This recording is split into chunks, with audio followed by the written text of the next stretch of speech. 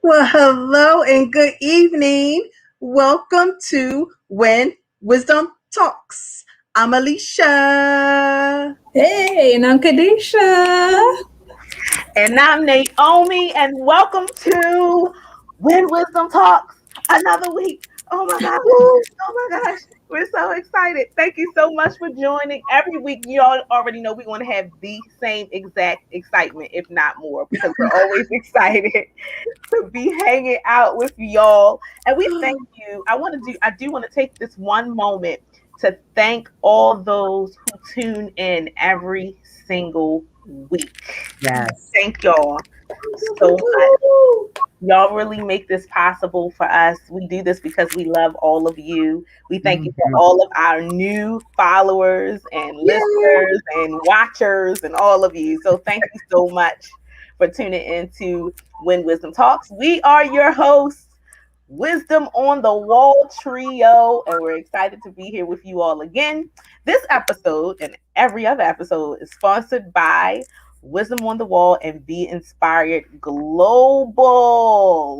And you know, our mission, we always got to give you our mission each week, which is to empower men and women to live better and wiser. That's what we come to do every single week, to empower you to live better and wiser. And this week is no different. So with that, I'm going to kick it on over to Kadesha. Thank you, ma'am. And I don't think nobody beats your excitement, Naomi. Okay, you raised the bar for sure. But we appreciate that, and that's why we love you. Oh, I love you too. So, as you know, we have been highlighting themes, and so each week we highlight a theme and we expand upon that. So this week we are recognizing National Compliment Your Mirror Day. And so from that, we're going to talk about having healthy self-esteem. That is a lot to talk about in 60 minutes. We're going to do the best we can, okay? But this month overall has been free to be, and this week we want you to be free to be, full of healthy self-esteem. The three of us are your special guests, my girls, Alisha, Naomi, and myself. We are the special ones today. So we're looking forward to empowering you, encouraging you, pulling you in and pulling you out. I want to tell you now, we always give you homework before we start, or some items to tackle. But I want to first mention, and this is the most important, we want you to get a pencil or pen or marker, whatever you feel like writing with, crayon, whatever tickles your fancy. We want you to get something to write with and a notepad, because we don't want you just to take notes, but we actually have a special quiz. And so Alicia's going to walk us through that a little bit later. So again, go ahead, get your pen, your notepad, get you a drink if you need it. But we are going to walk you through a quiz, okay? Also, we want you to go ahead and follow us on Instagram. If you're not already, go ahead and like us and follow us on YouTube as well. And of course, we need you to go ahead and share the show. It takes 5 seconds to go ahead and share the show at When Wisdom Talks. Okay, you can go ahead and tag somebody. We also want to remind you that we are empowering all week long. So Monday nights, we have a pop-up prayer call. The three of us believe in the power of prayer. It doesn't matter where you are in your faith. It doesn't matter what or who you believe in, but prayer works. And so we rally together on Monday nights at 6:30 p.m. Eastern Standard Time, and we have a pop-up prayer call. Also, Wednesday mornings, every Wednesday morning, somebody say Wednesday morning. Every Wednesday morning, we have an empowerment prayer call where one of us is teaching from the Word of God. We're giving you Bible for breakfast. We pray, we encourage each other, and we rally. And that's been one of the things that has been getting us through these past months, years now, through the pandemic. That is our source of fellowship. So that's Wednesday morning at 6 a.m. Eastern Standard Time. And of course, we're here every Thursday, 8 p.m. Go ahead and tell your friends, tell your foes, tell your neighbors, everybody you know. Also, if you want to connect with us in any way, go ahead and email us at info@wisdomonthewall.com. If you want to learn a little bit more about our ministry, Wisdom on the Wall, Inc., you can do that at wisdomonthewall.com. So I believe I covered everything, and I'm going to remind you one more time, get your pen or pencil and a piece of paper so you can be ready for our quiz in just a little bit. All right, so I'm going to send it over to Miss Alisha. Awesome. Thank you, Kadesha. All righty. Hopefully you all know what segment this is. This is Girl, What's Your Story with a Twist. I love it. But again, this is the time where we just kind of share what it is that we've done over this past week or so. Something that we enjoy, something that may have brought a smile to our face. And the twist is that we want each one of you to share as well. So while we're sharing tonight, please go ahead and type away in the chat and let us know exactly what you've been up to. Because again, we're always looking for something fun to do and something to take part in. So we may just do what you did. But I'm going to go ahead and kick it off because I'm already running my mouth. And mine is going to be kind of quick because, well, not because, but it's just going to be a little quick. And anyway, I'm going to talk about the show Married at First Sight. Now, those of you who have been with us from day one, we did a little piece on that, and the dialogue was very interesting to say the least. But season 13 just came out the other day, and let me tell you, it's going to be an interesting one. Let me just put it that way. Oh my goodness. But for those of you who may not be familiar with it, it's actually, as the name, the title says, Married at First Sight. There are hundreds of people who actually kind of clamor for this to be a part of this show. And they end up picking 5 women and 5 men who they've actually matched up. And the catch is that they do not meet the person until they meet them at the altar where they say, I do. And they are legally married. So you can imagine the interesting things that come out of this. And I really like it because it's for all types of relationships, because you're going to learn about marriage. As you know, you had these people come together and they have a psychologist, a relationship therapist, as well as a pastor. So putting all that together, trying to make these marriages work. And then for those of us who may not be married, you learn a little thing or two about what you need to be looking for when it comes to marriage and what makes a marriage work. So I just say, don't knock it till you try it. Watch one of those shows. And the great thing is it does come on Wednesday evening. So, it might interrupt Bible study, but you can always catch it when Bible study ends, or you can also DVR it, watch the replay, whatever the case may be. I do on demand. It comes on Lifetime, and it's a fun show. So I'm excited because season 13 has started and it's already going to be juicy. So tune in so we could talk about it. So that's my story, and I'm sticking with it. And who am I going to throw it over to next? I'm kind of bummed that I haven't been able to tune in yet, but I think I can catch it on DVR or something so I can catch up. And you told me that there's someone on there that reminds you of me. A little bit. She's starting to show some things that I don't equate to you. So if you see those things, don't be looking at me side-eyed. It was what she showed in the beginning, okay? Well, big up to the realtors. That was the one thing. Yes. I don't know about everything else. But for me, something similar. I watched some of the movie, and the rest of the movie watched me. But It was the movie Judas and the Black Messiah. Have you two seen that? Um, My it's husband has. My husband it, has, and he's raved about it. He's it's very intense. I'll just say that. Leave it at that. that is a very good word for it. It just, well, like I said, I watched some and then the rest watched me, but I woke up because of it was a lot of gunshots at the time. So that's when I woke up and that's when I got more intrigued. And so, anyway, the movie is telling the story of Fred Hampton. He was a leader of the Black Panther out of Chicago. And he was unfortunately gunned down and assassinated at the age of 21. And so that to me in itself, like just recognizing how youthful he was, you know what I mean? But he was so powerful and so influential. And that really just shows how when you're rising in power, how, you know, the government wants to control that essentially. And so the reason why they have the Judas part of it is because they had, there was a young man that they used to as an FBI informant who was an FBI informant, but also a part of the Black Panther movement. And so it's just very deep for me because anyone, I just think about my nephews, like they're 21, right? But it's just like he has so much power. But the one thing that I love, I always got to find something good out of it, that although they took his life at the time, they did not take his girlfriend and she was pregnant.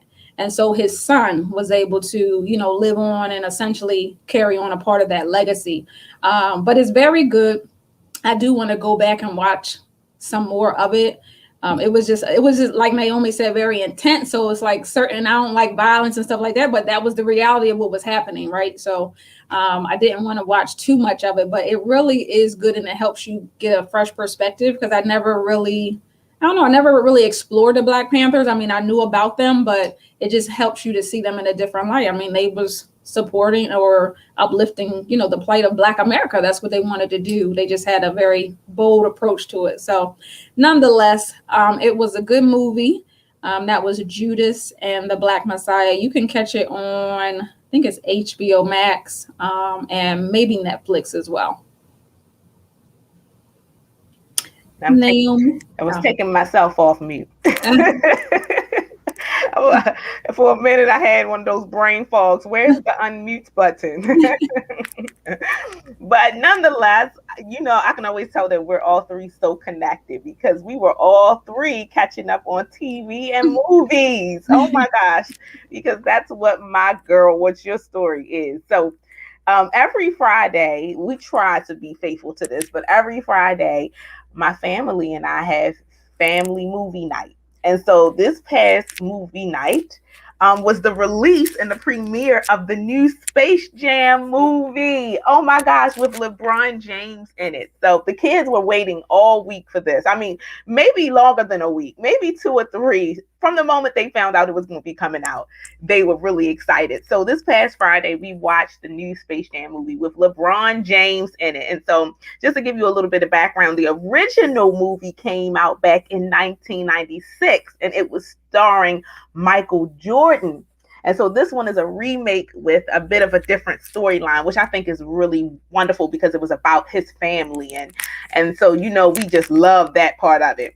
And it also stars one of my favorite actors, Don Cheadle. Oh my gosh, I think anything he plays in is phenomenal. I don't think that he's ever played in a bad movie, but that's just my opinion. But he's amazing. And so he's in it. I'm not going to tell you which role he plays just in case you want to go and watch it. But just a synopsis. So the movie is about superstar LeBron James, who they call King James, and his young son. And so they get trapped in this like digital space by a rogue AI. And so to get home safely, LeBron has to team up with Bugs Bunny, Daffy Duck, and the rest of the Looney Tune gang for a high stakes basketball game. And you have all of these spectators and everything. So you know it's powerful, and it was just so much fun, and it was funny. And so the object was for King James to try to win this game to save the world. So it was a lot of action. There were funny lines in it, funny moments, and it was just really, really cool. So, yep, that's my girl. What's your story? And I'm sticking to it. I had so much fun with the family watching the movie. Love it. Yay. And I'm trying to keep these earbuds in. Shoot, they keep falling out. That's why I don't wear them, because they end up falling out. And I'm like, oh, goodness. Speaking of falling out, I had two, got the little, not the Beats, right? Because I'm too cheap, but whatever is the dummy version of the Beats. So I got them, and one came out while I was running or walking or something. So I always just use the one. Yeah. I'm like, let me just go ahead and get some. All this high tech stuff. It's like, come on. The things we have to do. Oh, goodness gracious, help me. Well, thank you, ladies, for sharing. I have 2 movies now that I definitely have to check out. But I am going to turn it over to Kadesha to get us kicked off in this next segment, which we are all excited for. Yes. Look, I don't forgot we were talking about self-esteem. We done talked about movies. Look, I thought we was this is gonna be a movie segment, but nonetheless, yes, we are talking about free to be, full of healthy self-esteem. Yes, yes, yes. So I want to just kick it off with a definition. Remember, before I even get into the definition, remember, what did I tell you all to get before we started? A pen or a pencil and a piece of paper, because Miss Alisha is going to be walking us through a quiz in just a moment. But we just wanted to set the foundation, right? The groundwork, just by giving you the definition of self-esteem. And this came from like some psychologists. And it says it refers to an individual's sense of his or her value or worth, or the extent to which a person values, approves of, appreciates, prizes, or likes him or herself. Look, we could say period after that, because the part that's really sticking out to me is which a person approves of, appreciates, prizes, or likes him or herself. So it has nothing to do with whether people like you or not. It's all about how you like yourself.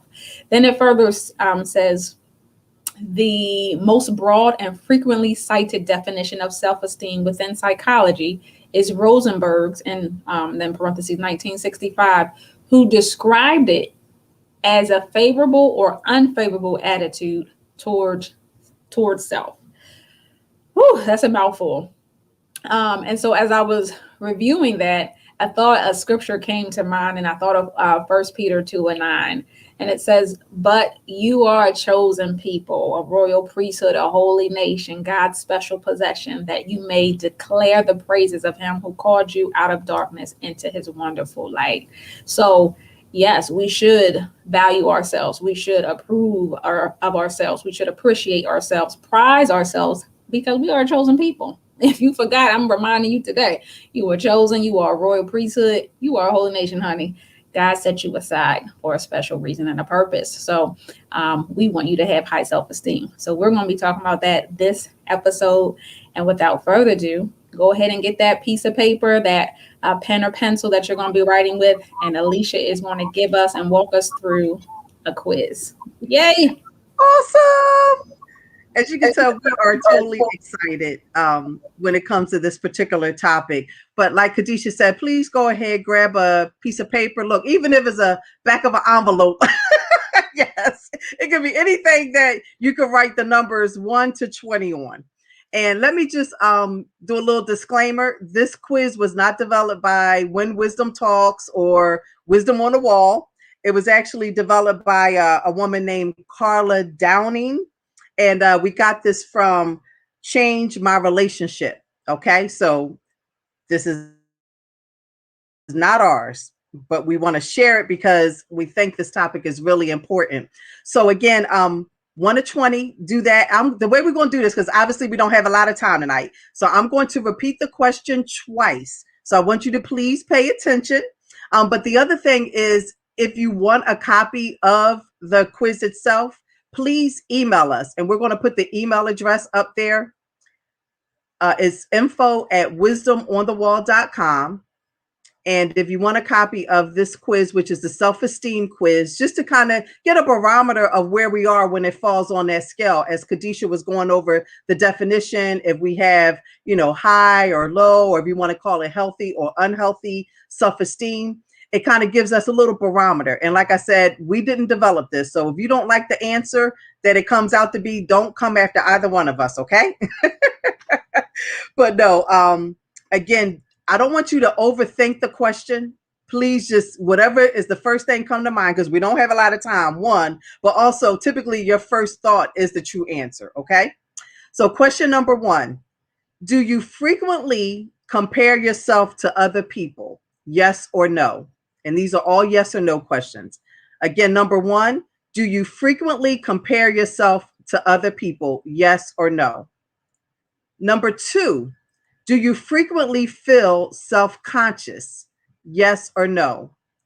Do you frequently feel self-conscious? Yes or no? Number three, do you beat yourself up mentally when you make a mistake? Yes or no? Do you beat yourself up mentally when you make a mistake? Number four, when you make a mistake, do you assume others are thinking about or talking about what you did? Yes or no? Again, when you make a mistake, do you assume others are thinking about or talking about what you did? Number five, do you think more negative thoughts about yourself than positive thoughts? Yes or no? Again, do you think more negative thoughts about yourself than positive thoughts? Yes or no? Number six, does your fear of failure prevent you from doing things you would like to do? Yes or no? Again, does your fear of failure prevent you from doing things you would like to do? Yes or no? Number seven, do you have one or more physical features that you have difficulty accepting? Yes or no? Again, do you have one or more physical features that you have difficulty accepting? Number eight, do you fear making a mistake in front of other people? Yes or no? Do you fear making a mistake in front of other people? Yes or no? Number nine, do you experience anxiety in social situations? Yes or no? Again, do you experience anxiety in social situations? Yes or no? Number 10, do you feel bad about your past mistakes? Yes or no? Do you feel bad about your past mistakes? Yes or no? Number 11, does it bother you considerably when others disapprove of you? Yes or no? Again, does it bother you considerably when others disapprove of you? Yes or no? Number 12, do you do things you don't want to do out of fear of disapproval and rejection? Yes or no? Do you do things you don't want to do out of fear of disapproval and rejection? Yes or no? Number 13, do you minimize the things about yourself that are good? Yes or no? Do you minimize the things about yourself that are good? Number 14, do you believe you deserve whatever treatment people give you because you must have done something to cause it? Yes or no? Again, do you believe you deserve whatever treatment people give you because you must have done something to cause it? Yes or no? Number 15, do you spend a considerable amount of time worrying about how you look? Yes or no? Do you spend a considerable amount of time worrying about how you look? Yes or no? Number 16, do you believe that if people could see the real you, that they wouldn't like you? Yes or no? Do you believe that if people could see the real you, that they wouldn't like you? Yes or no? Number 17, do you judge yourself as inadequate in any area of your life? Yes or no? Do you judge yourself as inadequate in any area of your life? Yes or no? Number 18, do you feel incompetent most of the time? Yes or no?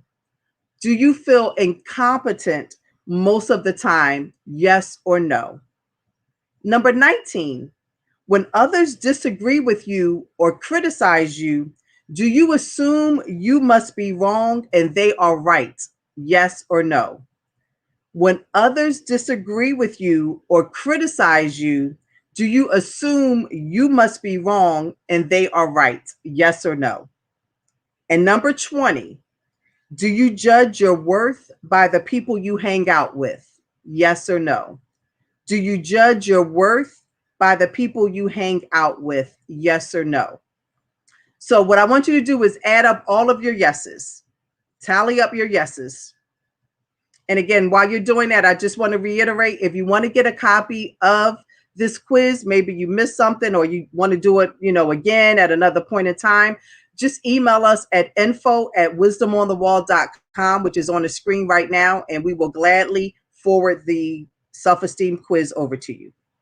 All right. Hopefully you should have counted your yeses by now. So if you have 0 to 3 yeses, you have good self-esteem. So 0 to 3 yeses equates to healthy self-esteem. If you have 4 to 7 yeses, you have mildly low self-esteem. Again, 4 to 7 yeses equals mildly low self-esteem. 8 to 11 yeses equates to moderately low self-esteem. Again, 8 to 11 yeses, moderately low self-esteem. And 12 or more yeses, you have low, very low self-esteem. Again, 12 or more answers, very low self-esteem. And I just want to point out, whatever your number is, you aren't that number. Okay. But we just want to get a feel for where we are and then be able to take the information that we're about to share with you and make it work for you. So with that, I'm going to turn it over to Kadesha to take us through the next part. Wow. That was, I'll say, eye-opening. And I'm sure, many of the viewers at home are saying the same thing, right? Because we spend the bulk of our lives with people. And so I think we naturally care what people think, right? Or what people say. But yeah, this was good. Thank you, Alisha. I love it. I love it. I love it. So I'm just going to read what she said again, and hopefully I got it right. 0 to 3 is good self-esteem. 4 to 7 is mildly low self-esteem, if I can read my handwriting. 8 to 11 is moderately low self-esteem, and then 12 plus is very low self-esteem. So what we want to do is just kind of walk you through some stages for what low self-esteem may look like. And then Naomi will tell you what healthy or high self-esteem may look like. And then Alisha will talk to you about how to boost it. And remember, what I love about these sessions is sometimes if it doesn't directly impact you, maybe it's somebody you know, right? Many of us are interacting with people on a regular basis, whether it's at church, in our jobs, even if it's remotely, you're still having interaction with people. So these are ways for you to identify whether it's yourself or someone else may have some low self-esteem. So let's go right into it.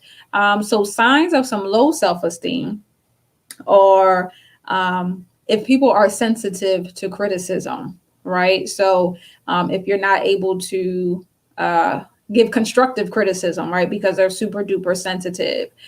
If people are, or yourself, if you're starting to socially withdraw, right? Not wanting to be around people. Now, of course, we're living in a slightly different time. So people are naturally a little bit more in isolation. But if in normalcy, right, if they are tending to withdraw, it could be that they have some low self-esteem. And one of the things that I like to do if I see people kind of going to the back or maybe look a little quiet, just compliment them, right? So just go out of your way to make people feel good about themselves, because you never know how that will prevent them from doing something that they shouldn't be doing, right? Or you don't know if someone was on their way to possibly take their life, and by you complimenting them, you have changed the whole trajectory of their life. So again, we're just looking for ways to identify what low self-esteem may look like, right? Hostility, if people are lashing out or becoming aggressive towards others, or very defensive. That could be that they have low self-esteem. Also, I like this one here. And this is from, I love WebMD. I love going to that website. I don't know why, but for some reason I trust that. Out of most of the websites on when I Google, if I have a doctor question, I love WebMD. So this is where these are coming from. If they are excessively preoccupied with personal problems, okay. And then the last thing that they mentioned is physical symptoms. So low self-esteem can lead to physical problems like mental, physical health issues, things like depression, anxiety, anorexia, things of that nature. And so you want to just pay attention to those things if you see it in other people, if you see it in yourself. One thing that I know I think is safe for me to speak on all of our behalves is that we believe in therapy. We believe in getting help. We believe in you talking to counselors. If that's something that you need to do that, right? Because I do believe that God wants us to have healthy self-esteem, not be cocky, right? But be confident in who you are. So these are some ways in which you can identify if yourself or someone you may know may be struggling with low self-esteem. And I just want to read to you again what 1 Peter 2:9 tells us, that you are chosen, that you are a royal priesthood, that you are a holy nation. That just makes me smile every time I read it, because when I'm not feeling my best self, I'm reminded that, you know what? God thinks highly of me. So if God thinks highly of you, if he thinks highly of us, then we should think highly of ourselves. Yes. So I want to go ahead and swing it to Miss Naomi Burrell on healthy self-esteem, what that looks like. Absolutely. So thank you for both of you, actually, for the quiz and also for identifying what low self-esteem looks like. So yes, my task is to talk to you about healthy self-esteem. And what I want to first point out is we're using the word healthy versus high, healthy versus high. And there's a reason why we're doing that. So the first thing I want to point out is the first step to healthy self-esteem is acceptance. Without fully going into that aspect, that's a really good starting point, is that acceptance piece. And so then we have to look at what that word healthy means. So the definition of healthy is beneficial to one's physical, mental, or emotional state, conducive to or associated with good health or reduced risk of disease. So that lies tells us that our self-esteem can be directly related to or connected to our health, just like Kadesha said. And so I went and did some research as well and looked at Mayo Clinic, which is another one of those health sites that a lot of people go to look up health tips. And so Mayo Clinic said healthy self-esteem is when you have a balanced, accurate view of yourself. For instance, you have a good opinion of your abilities, but you recognize your flaws. And so that's what we're talking about the acceptance. You understand and you recognize both. So when self-esteem is healthy and grounded in reality, it's hard to have too much of it. So that's why we don't say high, because it gives you that false impression that you have to hit some kind of threshold of self-esteem. What we're really looking for is healthy self-esteem and the benefits that are associated with it. And so some of the benefits of healthy self-esteem is when you value yourself and have good self-esteem, you feel secure and worthwhile. You have generally positive relationships with others and feel confident about your abilities. You're also open to learning and feedback, which can help you acquire and master new skills. I told a friend the other day, I said, in order to have a healthy relationship, you really have to have a healthy perspective of yourself. Because when you do, you won't be judging the other person. You won't be on the other side thinking, oh, what in the world that they're doing, or always assuming that they're doing something negative. So having a healthy self-esteem also fosters healthy relationships. And so, with healthy self esteem, you're assertive in expressing your needs and opinions, confident in your ability to make decisions, able to form and secure honest relationships, and less likely to stay in unhealthy ones, realistic in your expectations and less likely to be overly critical of yourself and others, and more resilient and better able to weather stress and setbacks. And so I also went on to another site called verywellmind.com. I'm not sure, are either one of you familiar with that one? Verywellmind.com. I really like that one as well. So what they said was that there are some simple ways to tell if you have healthy self-esteem. You probably have healthy self-esteem if you avoid dwelling on past negative experiences. If you believe you are equal to everyone else, no better, no worse, but just equal. If you express your needs, if you are able to tell people the things that you need, if you feel confident, that's another part of it. If you have a positive outlook on life, so generally you have a positive outlook and things seem like there's a light at the end of the tunnel. Also, you can say no when you want to. That's another one. When I saw that, I said, Lord, help me. I had to put a star, a check, everything next to that one. But you can say no when you want to, not just when you need to, but when you want to, which means at will. You're able to say no when those circumstances rise that you don't feel comfortable with. And then you see your overall strengths and weaknesses and you accept them. So having healthy self-esteem can help motivate you to reach your goals because you are able to navigate life knowing that you are capable of accomplishing what you set your mind to. And when you have healthy self-esteem, you are able to set appropriate boundaries in relationships and maintain a healthy relationship with yourself and others. Now, I like that part because you're in a relationship with yourself. Okay, so you definitely want that to be healthy. And before you can even enter into a healthy relationship with others, you need to have a healthy relationship with yourself. And so those are some signs of healthy self-esteem. Mm, mm, mm. That was good. That was excellent. Y'all already know I was preaching to myself too. I was stepping on my own toes when I was doing the research. I was like, ouch, ouch. Okay. I love it. I love it. Wow. Well, I'll go ahead and jump into ways to boost our self-esteem.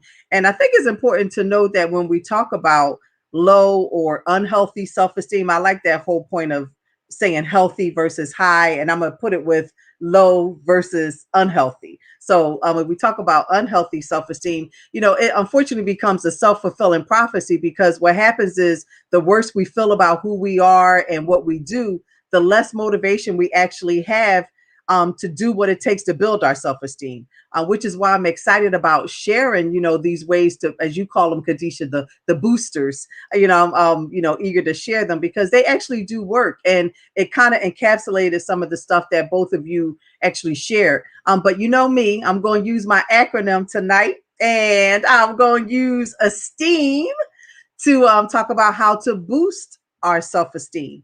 So when we talk about the E in esteem, it is to evaluate our strengths and our accomplishments. So one of the ways to boost our self-esteem is to evaluate our strengths and our accomplishments. And the whole point being is just answering the question, what am I good at? What am I good at? But not only what am I good at, what do I love to do? Realizing that we all are good at something. When somebody gets into that point where they say, oh, I'm not good at anything. Yes, you are. We all have something that we're good at, and we all have something that we enjoy doing. And, a part of that list, another list will be listing your accomplishments, the things that, you're proud of in your life thus far. And the goal is to have both of these things written down, the list of things that you're good at, that you enjoy doing, but also your accomplishments. Because when we do that, when we get in that point when our self-esteem is not as healthy as we would like it to be, we have these lists available to us to be able to look at and read over and really get that reminder of our ability to do things well, and also to get them done in a nice way. So again, evaluate your strengths and your accomplishments. The S in esteem is to stop worrying about what other people think. And that was one of the cues that Kadesha mentioned, worrying about what other people think. But when we're talking about boosting our self-esteem, we have to stop worrying about what other people think. When we kind of fall into that whole mentality of worrying about what other people do or what they feel about us, what ends up happening is we don't feel free to completely be ourselves. Again, we don't feel free to completely be ourselves. And I look at it kind of like an imposter syndrome. We're living as imposters. And so we have to get to the point where we actually make a firm decision to really stop worrying about what other people think about us and begin making, and Naomi kind of hit on this, begin making choices based on what we want. So it's not a matter of it's because somebody else wants me to do this or this is what they're going to think about me. I'm doing this because I like doing it and it makes me happy. The T in esteem is to take the good from your mistakes and your failures. Take the good from your mistakes and your failures. One of the common responses when it comes to us making the mistakes, and as Naomi said, I'm stepping on my own toes with this. When you had that spirit of perfectionism, I'll call it. But again, we're hard on ourselves when we've actually failed at something. But the thing is, we have to really kind of do a perspective shift, for lack of a better word, and accept the fact that failure really is an opportunity for us to learn from that thing. So it really isn't a failure. We just learned a way not to do whatever that thing was. And we should never deny the fact that we make mistakes because we're human. None of us do things perfectly. And instead, just really understanding that we can learn from the mistakes that have taken place. And if we learn from them, we can improve upon ourselves.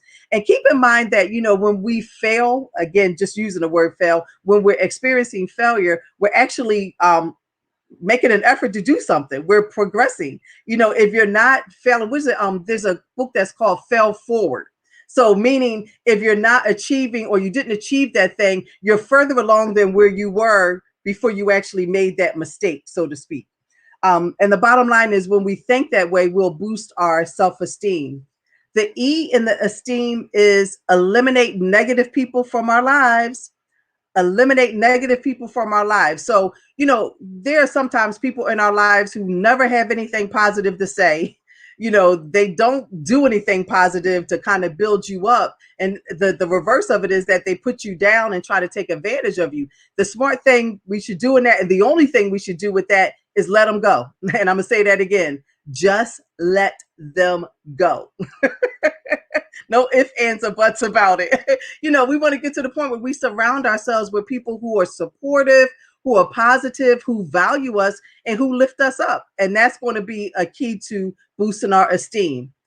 The other E is embrace self-compassion.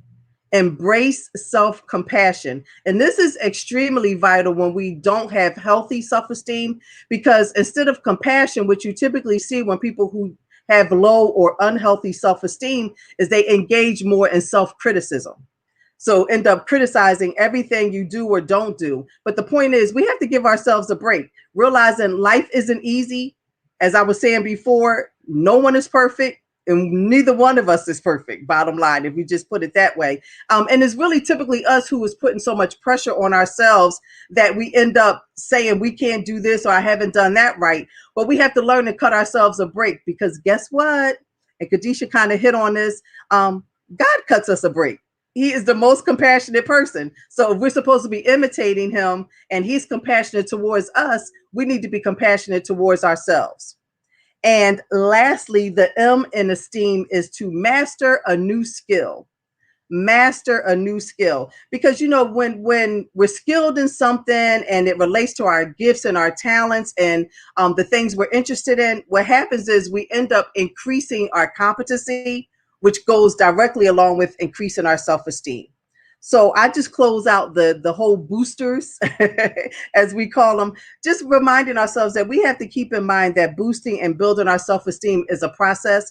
it won't happen overnight. Well, no, I won't say it won't happen because God is miraculous. He can, change that thing miraculously. But outside in the natural, it's going to take some time. And again, we have to be compassionate towards ourselves. And if you utilize some of the things that Kadesha, Naomi has shared, to some of these boosters, you're going to be well on your way to that healthy self-esteem. All righty. Kubi. That was so good. Tasteful. Who we have? Hey, Dave. What's Dave saying? So David said, "You're making me feel very good about myself right now, and I appreciate it. I feel good about all these things you're mentioning." And he also asked a question, which I thought was cool. He said, "What if we have too much self-esteem and it leads you to sometimes wing it when you shouldn't?"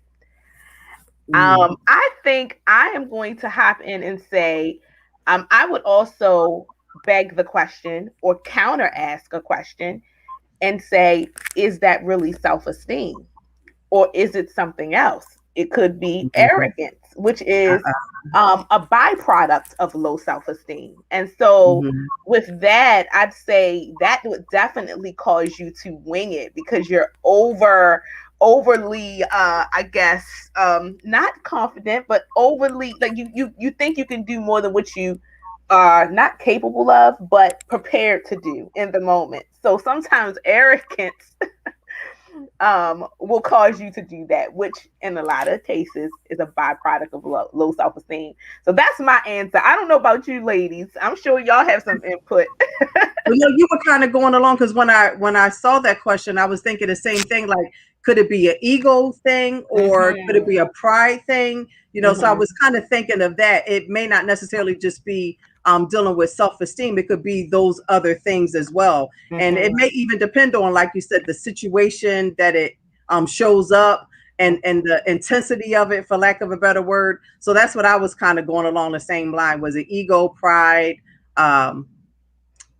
Because I mean, with you saying that, a person with healthy self-esteem is going to say, they're going to be able to accept, I'm not ready to do this right now. They're going to take the time to prepare, not because they are so concerned with how everybody is, but they're taking into consideration that if I don't prepare, that may be a reflection on me. And I understand that preparation will put me in the best possible light. So you're going to take that time to do those things, to prepare. Sometimes, a person can think, oh, I'm just so gifted, and you underestimate those areas where you're not so strong, and you get up there, it's a lot. I've seen it happen. I've seen it happen. And that's just my take on it. No, I think that's a great perspective. And I think what you're saying about preparation is, a while ago we were talking about guardrails and putting things in place to keep us on the right path. But I feel like preparation is one of those things that will aid you in being confident, aid you in having a healthy self-esteem. So why not prepare, right? So we can be on the good side of confidence. So I think you hit it right on, Naomi. That was good, a good take on it. And the way you said it, though, Kadesha, it aids you. So preparation aids you in having. I like the way that's worded because all these things do. The boosters that we were talking about, it aids you. It really does help you to have that healthy self-esteem. Yeah, and I think it goes back to it goes back to how you started your piece off, Naomi, with healthy versus high. Because like you said, sometimes when we think of the word high, we think of like, oh, that's great because I have high self-esteem, but is it healthy? Is there a healthy balance, in terms of the confidence, but also what you just brought up, that whole piece on preparing. Yes, I'm confident, but there's also another piece of it that I have to do, which is that preparation. So, and just kind of David. I'm sorry. Go ahead. No. He said, "Let me get my ego in check. Thank you." Oh yeah, let me put that up on the screen. Love it. But just circling back to what we discussed earlier, and actually with I think David and maybe someone else was chiming in the chat, is about the therapist. And I think where therapy comes in is it helps you to find that balance with having that healthy self-esteem, right? Because I think sometimes we can be overly critical of ourselves, and that's not healthy, right? But I think on the contrary is what David here is talking about. We can also be very arrogant. So I think the therapist will help you find that balance. Right. And so just being fully transparent, that is one of the areas in which I feel like that's my next guardrail, right? Is just to have a therapist as one of my toolkits, is like in my bag, so I can work through some things, right? But because it's necessary. And I think we've just had this stigma, particularly in our community, that you don't need a therapist. All you need is a pastor or whomever. But I'm excited about this next journey whenever it begins. But I think the therapy, helps you find that balance and everything. I think an important piece. Go ahead. I'm just going to say really quickly about the therapist. I think it's important to highlight that it should be a Christian therapist. I think so that they can speak to it based on the Bible. And it's not conflicting, because sometimes you can go into those kind of situations with people who are therapists and it becomes some other thing, Right. woo-woo and all that other. I think it's really important that it should be someone grounded in Christ, a Christian therapist. Jesus is all I know. So they're gonna have to definitely rock with Jesus. I know that's right. They're gonna rock with me. And that's just me, right? That's my preference, and that's where I am on my journey. Now someone else may not feel that way, but for me and what I think is gonna aid me is gonna be someone like Alisha said, someone who is faith-based, but also is very skilled and trained in the therapeutic world as well. Hey, cuz. That's my cousin. Yes, I had to put her up because I always love putting up our YouTubers, because I love that they're tuning in, and I want to make sure they get love, because we always give our Facebookers some love, but we gotta shout out our YouTubers. So thank you for tuning in. And oh wow, look, she also gave an additional comment so that I'm gonna put up. So I want to make sure I pronounce it right, because I've heard Tamara. So which one is it? Which one is it? And it's funny because we don't even call her that. So she has a whole nother name that she goes by. So I ain't gonna say what I call her, but I think it's Tamara. Okay. But don't, because she go by something different. Yes, Tamara. Okay. So yes, therapy does help. And I want to add too that David said that it saved his life too. So I'm just going to put that there. Amen. But Tamara is saying, yes, therapy does help. I will be pursuing a master's in school counseling this fall from a Christian university. And she said, yes, the therapist should be grounded in Christ. You better go ahead. Yes. I know that's right. Woo-hoo. I think David said, yeah, they better be rocking with Jesus. Y'all be cracking me up with these comments. I love y'all. Darlisa said, Darlisa, I got it right. Darlisa, right? She said, I was taught not to talk about your issue to strangers, like the family business, keep a secret. But I like the fact that there's therapy. Help. That is so true. I mean, it's true. Just like in the you were saying, Kadesha, in the Black family, like you're taught what stays in this house, what happens in this house stays in this house. And for some people, if that's an outlet that they need, that therapy, that could be detrimental. Like they're dying inside because they don't feel free to discuss it with somebody who could potentially help them. So she hit right on what a lot of people grow up with that, what they say, big mama or whoever tells you don't share what's going on in the house. Right. So that's real. And that's what Dr. Anita Phillips was talking about. Like, she feels like in her line of work, she has to help people relearn, right? Because we've been taught all these things for however old you are. That's how long you've been taught these things in family and in some cases in church, unfortunately. But it's like we have to relearn these things. And so I think therapy is super duper helpful. And I think just speaking in general, speaking it out, whether you're journaling it out in a in a notebook, but get that stuff out. But therapy I would presume helps you walk through it logically, right? So you're not feeling super duper bad about yourself. And You shout hit out on to something. Tamara. Oh, go ahead. No, I'm just saying really quickly. You hit on something with just speaking it out, because sometimes your therapy session could be with your prayer partner. Where you just kind of sharing what it is that was going on, and sometimes it's just a matter of getting it out that will make a difference as well. So, So okay, so we're gonna go there for 1 second. So I think there's a difference, right? So sometimes you can get it out with your girlfriend, your best friend, your mother, whoever is close to you, right? That person that you can talk to. But one of the things I hearing in my head, if you've been through any level of trauma, I think it is worth talking to a specialist. And no, nothing that you said, Alisha, but it made the word trauma came up. And I think a lot of us have, dealt with traumatic experiences. Even if we don't label it trauma, more than likely it is in some form or fashion. And so that's where the licensed therapist and all that stuff comes in. But anyway, we done went off on a tangent, honey. No. I got to say this because let me tell you. Listen, this Darlisa. First of all, let me just say how you was all up in our conversation on Tuesday. Okay. She said, I feel a need for a conference for that. Mental health issues. Did I miss it? No, you didn't. And we are in the planning process. Okay. Thank you for that confirmation. Darlisa, thank you.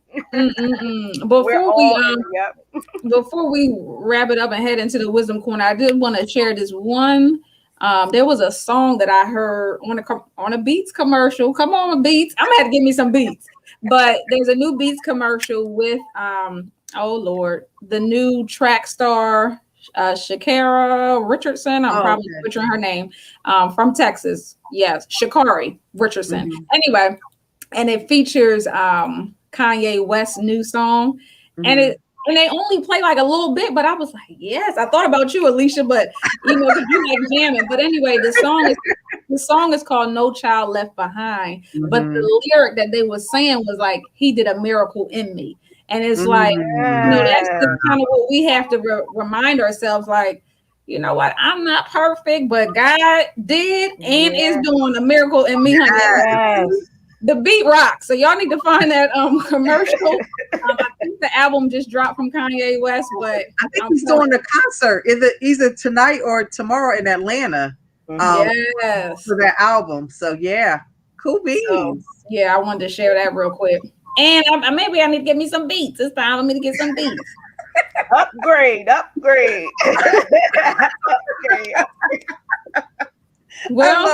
Well, I don't think it's Wisdom Corner. I think it's you kind of carrying us out tonight, looking at the time. Yeah. Okay. All right then.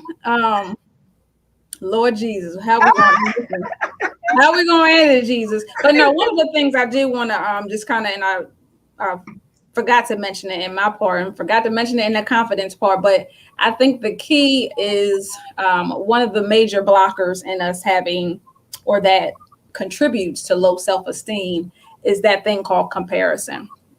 And how we just compare ourselves to Joe Blow, honey, the Joneses, the Martins, the Browns, whoever, just comparing ourselves. And I believe that is one of the biggest killers of your confidence and, really killer of your self-esteem. So going back to our theme, which is, what was it, Alisha? Compliment National, what is it?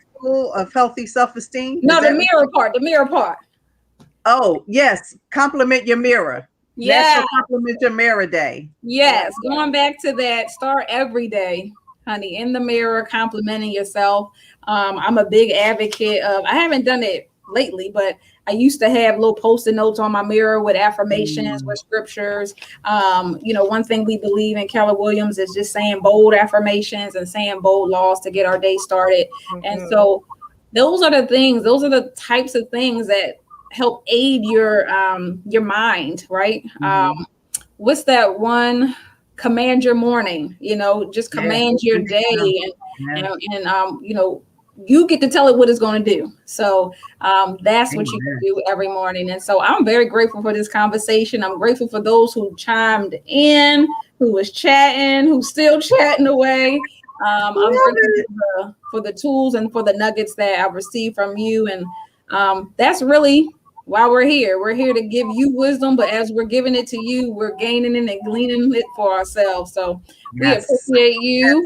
We're so grateful for you stopping by. Remember that we're here every Thursday, not every other, not at once a month. We're here every Thursday at 8:00. This episode and every episode is sponsored by Wisdom on the Wall Inc. and Be Inspired Global. Do not forget to tell somebody about it. If you enjoyed the conversation, come back and bring a friend. Remember, we have our pop-up prayer call, 6:30 p.m. Eastern Standard Time, our Wednesday morning empowerment prayer calls that some of you guys are already on and enjoying. But tell somebody, share this. And then remember to join back up here next Thursday at 8 p.m. We're actually going to continue in this conversation next week as well. So we love you guys. Stay safe. Stay blessed. Look, stay in Jesus. Stay in faith. Love y'all. Bye.